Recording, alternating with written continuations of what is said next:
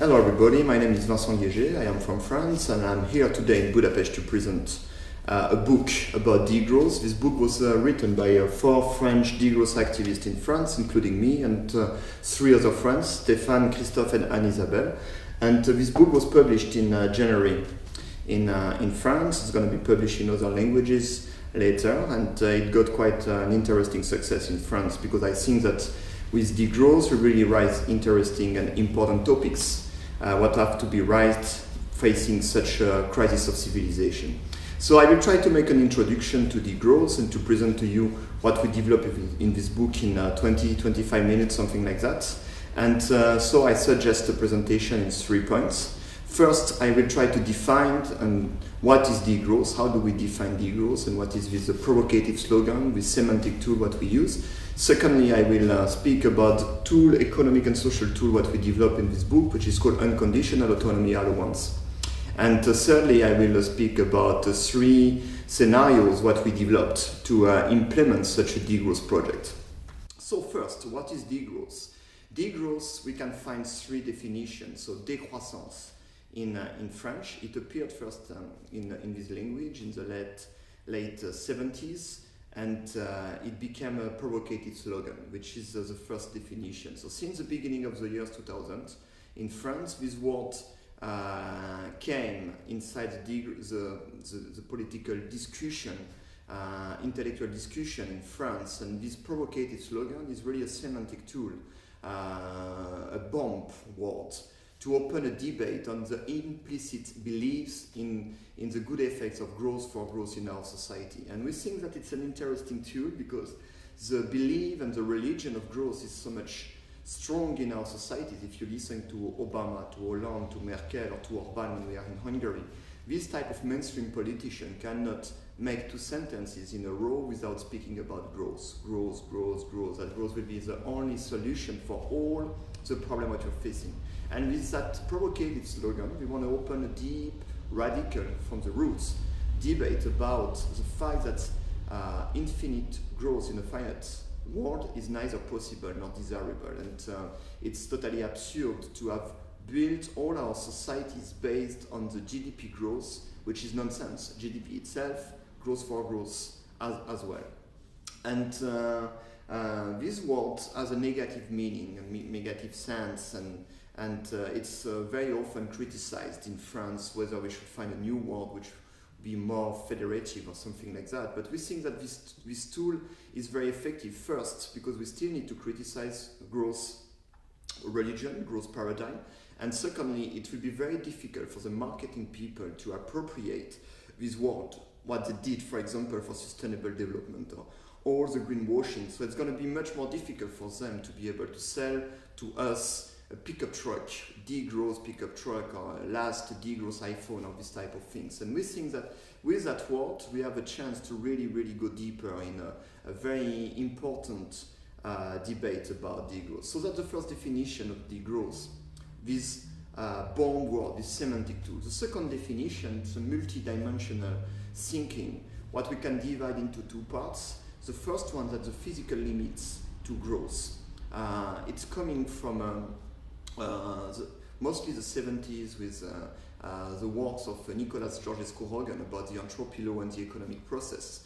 And you can also find its roots with the people who studied peak oil and peak everything, and climate change later, biodiversity loss and everything. So that's all the limits what we are facing in this world, the fact that we really overpassed our footprint and we are really reaching the limit to growth, energetically, environmentally, and everything. So this part is very important, of course. I am a mechanical engineer, so first I started to study degrowth through the question of peak everything, peak oil, the energetic questions.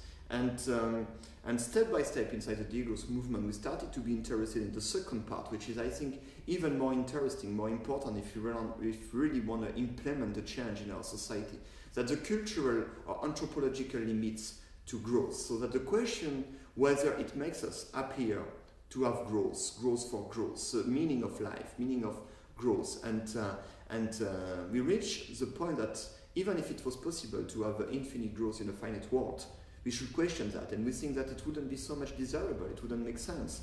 And also here you can find a very, very deep literature coming from the 70s. I can quote, for example, somebody like Vincent Liegey with the tools for conviviality. We also did a lot with the question of democracy and autonomy with, for example, Cornelius Castoriadis. And André Gorz, for example, with one of the fathers of ecological politics, and who criticized capitalism, the work value which is centered in our societies and stuff like that, was also important to question the cultural or anthropological limits to growth. And what is very important to understand inside the degrowth thinking, which is also an academic topic, including ecological economics society, academic society, that is very important when you deal with degrowth. First, you have a very radical understanding of the problem, the crisis. We try to connect together the convergence of crises that we're facing, which is environmental crisis, energetic crisis, on the other hand, economic, social crisis, political, cultural crisis, and all these crises are interconnected. So it's very important to keep this global view, radical view, taking the problem from the roots, to try to give senseful, desirable, and sustainable solutions for these problems. And degrowth thinking is really to think about how can we implement a democratic and serene transition to new types of models that we have to invent based on degrowth. So I mean sustainable and desirable. So that's the second definition of degrowth, with multidimensional thinking, trying to solve the very complex problems that we are facing in this society. The third definition, that's the name of a new political movement who was born in the years 2000 in France. This movement was the first created by adbusters in Lyon, in one of the biggest cities of France, and they created a journal called La Décroissance, Degrowth Journal, and around that a lot of initiatives were made by people. Academic initiatives, there was, for example, different conferences organized about this degrowth thinking. There was in particular a very interesting event which was organized in UNESCO in Paris. It was called How to Destroy Development and Reconstruct the World. And in the same time, some people organized some walks everywhere. They were joined by other people to think about degrowth, to go to meet the people, to question this model of society and the limit to growth, and to start to initiate new ways of life. And now we have a type of movement which is quite horizontal, not centralized, which is based on different type of collectives and peoples trying to create horizontal networks, and where we try to have a diversity of approaches. And this movement, we can define it based on 4 political levels. There is an individual one, based on voluntary simplicity or decolonization of our imaginary. So it means to take a distance with all the things which were put in our brains since we are children, in the school and also advertisement in the media. And the second level, we can call it the collective one. It's all these concrete alternatives developed by people more or less outside of the society, where we experiment collectively new types of economic model, how to produce the things in a more autonomous way and in a different way locally and everything. We try to experiment and experience as well new ways to take decision in a more horizontal and democratic way. And all these alternatives, there is, for example, quite famous the transition movement. You can find community gardens, you can find do-it-yourself bike shops or repair shops and this type of things. There are some movements like permaculture, agroecology, agroforestry, and so you can find a lot of different type of alternatives where the dynamics, I think, is very strong. Even if it's still limited to a minority in our society, the dynamics is very, very, very going to a very interesting and a good way. The third level, what we speak about concerning the degrowth movement, it's what we call visibility. It's more or less more typical traditional activism. So it's to be in the society, to open debates on degrowth, so this provocative slogan, to open a discussion, to make the people aware of the limits to growth, and in the other hand, also to arrive with some solution to promote voluntary simplicity, to promote the alternatives, what we deal with, and to start to try to think and to promote the ideas we can develop, how to initiate a democratic transition to new models of society, what we have to invent. The fourth level, in the third level, we can find some civil disobedience actions, demonstration, to organize public debates, to participate to elections and stuff like that.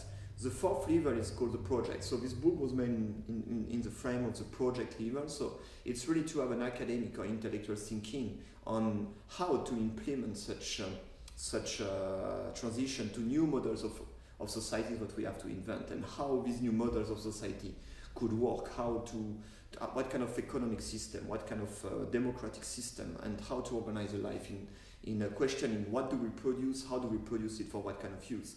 So we have this type of movement where we don't really see the borders. This movement started first in France and was internationalized years after years. You can find degrowth activists in most of the Latin countries, and with the international degrowth conferences, the first one took place in Paris in 2008, the second one in Barcelona in 2010, the third one took place in Venezia in 2012. And in these international conferences, you could find people coming from every continent, from something like 50, 60 countries, and hundreds of people participated to that, not only academics, but also activists, citizens, and everything. And it's something very important inside the degrowth movement to have something quite horizontal, with different type of people involved in different level, and trying to connect them, to exchange based on different ideas, activities, critics, and everything. And the main goal is really to spread as many seeds as possible, and to hope that when the situation will be ready for all these seeds, could find a way to grow. So that's the three definitions what we give to the degrowth movement. The first one, the provocative slogan. The second one, the name of a new multidimensional thinking, which is very important to keep this multidimensionality of understanding of the problems, and to create a democratic transition to new models of society, what we have to invent. And the third definition is the name of a new political movement. So here I arrive with the second part of this presentation after defining what is degrowth.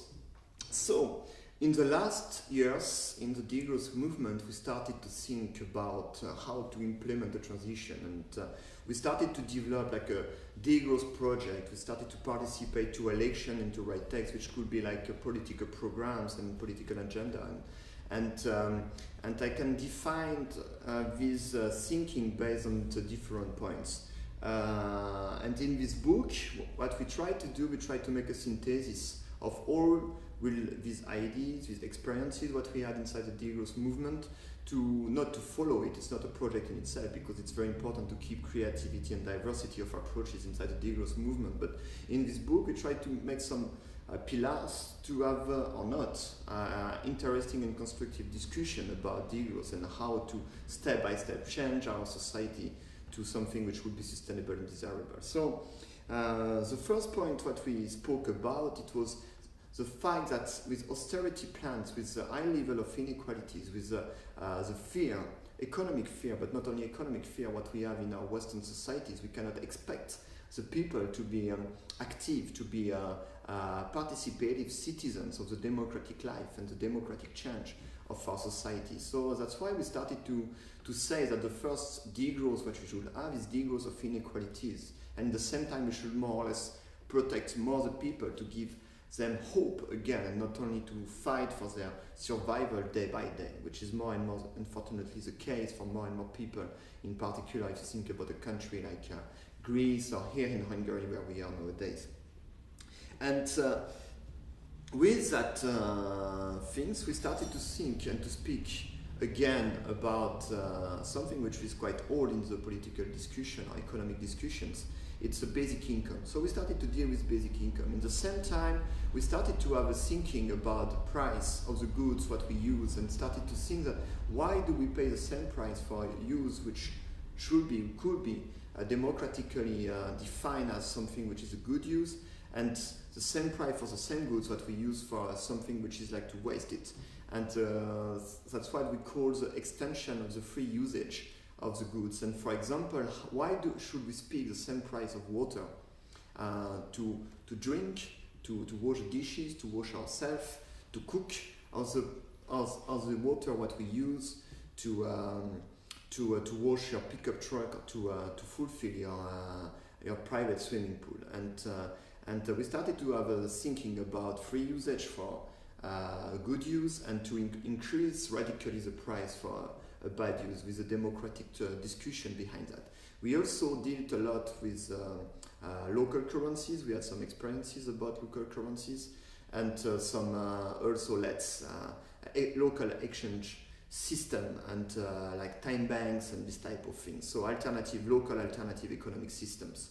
And that's the first pillar. The second pillar was deep thinking about our economic dependency on growth and this debt trap, this public debt trap. And we had a deep discussion about money creation, about the bank system, about what should be the role of money, what should be the role of a bank. Should a central bank be independent, or on the contrary, should it be a tool to implement political agenda and policies? And we think that we should have a radical understanding and radical critics to what we call the religion of economics, and we should stop being driven by totally idiotic, dogmatic economic theories, but to put back economy where it should be. So a tool to implement politics. And that's why we think we should have some thinking about whether we reimburse or not the public debt, whether they are legitimate or not. We think that we shouldn't reimburse them, and also how to democratically and politically reappropriate money creation, central banks, and to have a bigger control on finance and the bank system, and to use these tools to implement the transition to new models of society. At the same time, we had thinking about maximum income. We think that we should implement a maximum income. In the book, we speak about a ratio from 1 to 4 between the minimum income and the maximum income. So, of course, because of environmental and social justice, it's nonsense to reach such high levels of inequalities, what we can face in our Western societies, and also in the South societies, and from the North and the South. And we think that it's also very important because of cultural and psychological things. For example, there is this Eastern paradox.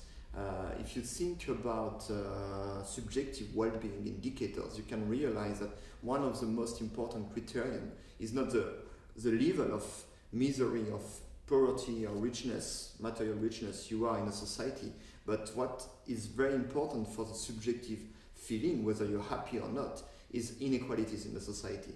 And at the same time, we should really kill what is promoted by media, advertisement, this way of life of the richest. We are totally colonized, our imaginaries are totally colonized. We are conditioned to believe that to become very rich and to reach the way of life of the richest is the only way, or is the important way to be happy, where happiness is somewhere else. So it's also very important for this type of perspectives. And the third level we dealt with, it was the extension of the concrete alternatives, where step by step in the merge of our society, more and more people started to experience, to experiment, to live what could be tomorrow degrowth societies. And we put everything all together, and we arrived to this idea of unconditional autonomy allowance, which could be like a basic income, and not given in national or supranational currencies, but given in different type of economic tools. And the main point is really to give, from the birth to the death, unconditionally, what is considered democratically, if possible locally, enough to have a decent life. And including this unconditional autonomy allowance, we will give a part in right to access to public services, rights to get some amount of goods, and other parts given in a local economic system, local currencies, and also a part should be still given in national currencies or supranational currencies like euros, for example. And so the point is to include what is really needed to have a decent life. So we would include accommodation, a certain number of square meters per people for free. We would include some space to have activities, to have a garden and stuff like that. We will give an access to public services like a free school, like free health, like free transport. But each time in questioning, what is the main goal of the school? Is it to do what we have in our society to condition the people to be docile workers for this productivist system, or on the other hand, it's to teach to the people how to become autonomous, how to become active and active citizen able to participate in the democratic life of our society and institution. The same for health. Do we need a health system where on one hand we have the food business selling us food which makes us sick, and on the other hand the pharmaceutical lobby who keeps selling us more and more and more and more pills what we don't really need to solve disease what shouldn't exist. So it would be more about prevention, about another way of life, to be healthy and not to be unhealthy and to get some pills to try to save a bad situation. So free access to this type of services, and also a free usage of a certain amount of water, gas, electricity, oil, and everything should be done in a way that when we implement that, we also question how do we produce the things together, what should we produce and how should we use it. And the main point is really to reappropriate democratically, step by step, the sense for this type of things. And that's why we also give a part, in particular the food and some local services or some local goods in local currencies, because locally with local currencies we can find a very interesting tool for repoliticization of the society, and it's something which is very important inside the degrowth movement, to reappropriate the tools, to reappropriate our autonomy, to reappropriate economic system, to reappropriate democracy, in particular locally in what we call open relocalization. So it means in keeping the borders open, but we produce what we can produce locally because it makes more sense. It makes an environmental sense, but it also makes some social and economic and psychological, cultural, democratic sense. So, of course, this unconditional autonomy allowance will be put together with a maximum income. So that the second part about what is unconditional autonomy allowance, I mean to give from the birth to the death unconditionally to everybody what is considered democratically as enough to have a decent life. So now I reach the third party of this presentation after the introduction to define what is degrowth, the second part to define what is this idea of unconditional autonomy allowance, and the third part it's about what we develop in the book, how to implement it step by step. And what we have to understand that based on this transition idea, we cannot change from one day to the other one, from this growth addiction to a society where we will get rid of gross mania, gross addiction and stuff like that. So step by step we should deconstruct some institution, some belief, some organization, some economic dependencies and everything. And in the same time, in deconstructing, we should create some new activities, new ways of life, etc. And what is quite interesting that we think that the transition is already underway. It's already underway with all these local alternatives where people are already changing in their everyday life. First, personally, their way of life, their perception of the world, and they're also changing the way we exchange with each other, the way we construct the things, the way we take decisions together. And with all these concrete alternatives like transition movement, which is quite impressive, and very quick movement, we have already initiated something. And based on these local alternatives, we can imagine that step by step, with their extension, we can reach a situation when we can implement unconditional autonomy allowance and totally change our society to have a new type of sustainable and more desirable and with more social justice, new models of society. And on the contrary, we think that that's not enough.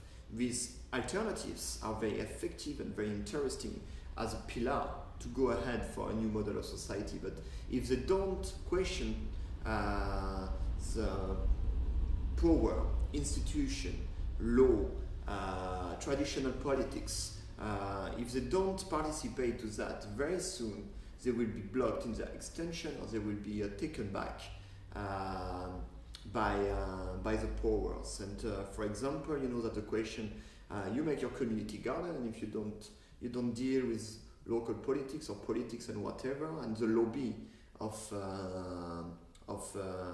big landowners, for example, is again the fact that people are making their own gardens. So they will put a law based on some tricky pretext, like about hygiene or whatever, to forbid you to make your community garden. That's why we think that we should also somehow participate to the power games and to put on the table what are the conflicts of interest, what we will face, where are the limits of such extension, and we have to identify where are the real powers, so I mean the oligarchy, the big corporation and everything, and how step by step we can deconstruct that. So the point is not about taking the power, because we think that if we take the power, we will be taken by the power. We are not in the myth of the great evening, of a great revolution or great election, and the day after everything will be perfect. But step by step, we should have a critical mass of people able to push in of the institution and the powers to let us more free and to let us make steps to go to this type of transition to a more fair world.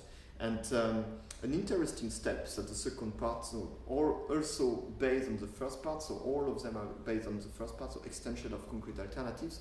So the second step, which could be interesting to find a new dynamics around these concrete alternatives, is to share the work less to make everybody work. And we think that considering the fear around the unemployment and the fact that unemployment, in particular with the young people everywhere in the Western world, is stronger and stronger, we think that with that idea we can first find some convergence between a lot of progressive movement everywhere in Europe, for example, or in Western worlds, and we can, on one hand, find more serenity because we have a job, we have an income, so we don't have to fear too much what will happen the day after.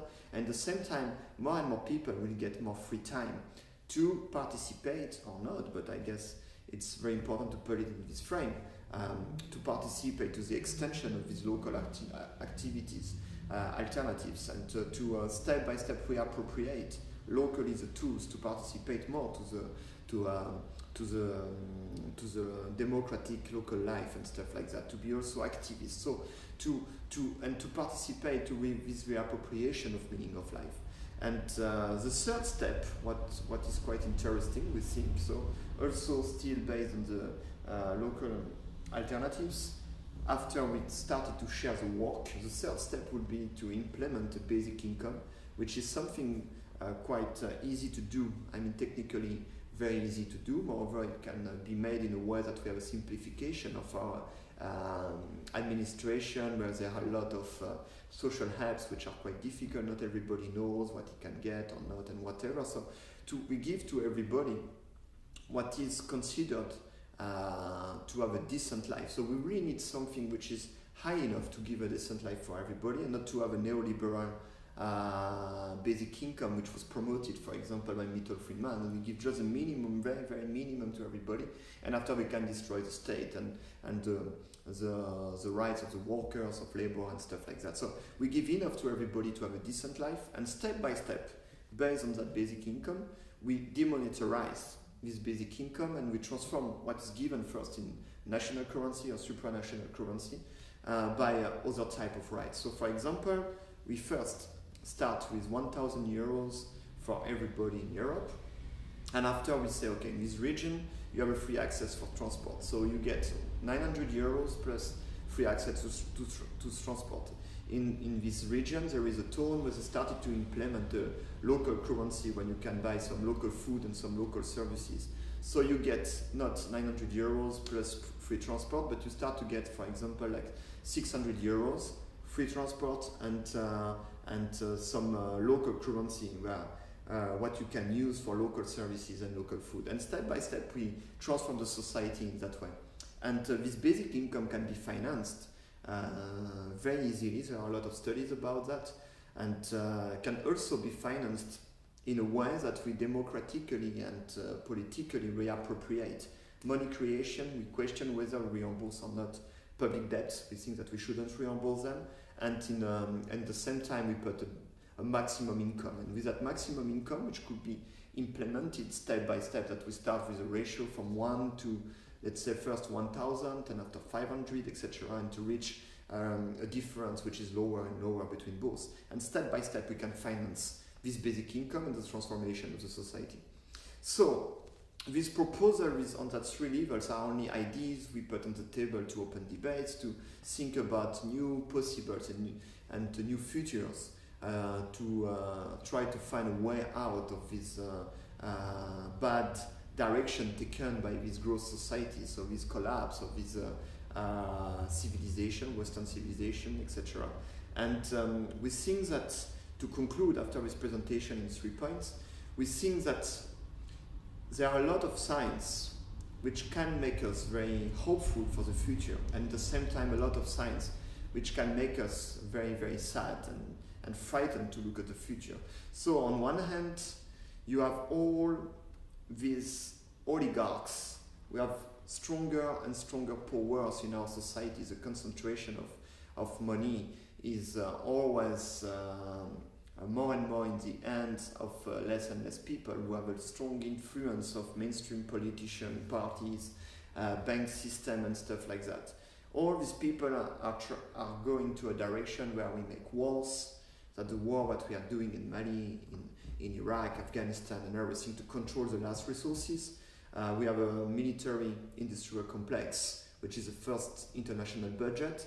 Armies and police in most of the Western world are trained to be ready for big riots, for city fights and this type of things. It's what we saw, for example, with the Occupy movement, where there was a document published in The Guardian showing how the big American banks collaborated with FBI and Homeland Security to destroy it from inside the Occupy movement. So all these oligarchs are organizing themselves to keep the position and to keep the power. And you also have all these energetic equation, environmental issues, catastrophe coming. You have all these austerity plans which are imposed by technocrats questioning the democratic sovereignty of countries like Greece, for example, with devastating social consequences. So there is all these things happening. At the same time, you have a lot of energy and creativity and enthusiasm coming from a minority of the people, which is still a minority, but with a very strong dynamic. And if you think about how quick was the understanding of environmental issues in the last 5 years, the fact that most of the political parties are totally discredited, all our representative institutions are totally discredited. The first political party in the Western world is the people who don't vote anymore. So you have a rejection of this model of society.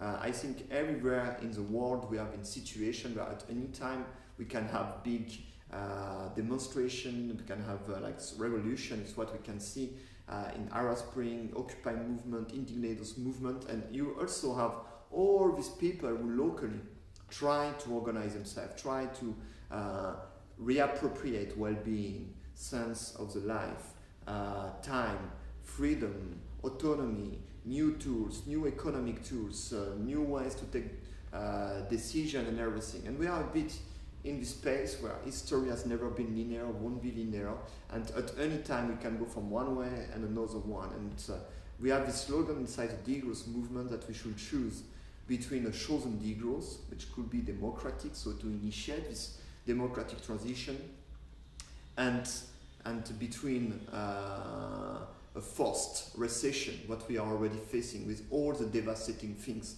going through a forced recession and the barbaria of this model of society. So degrowth is really questioning how to decide between degrowth of barbaria. Thank you very much.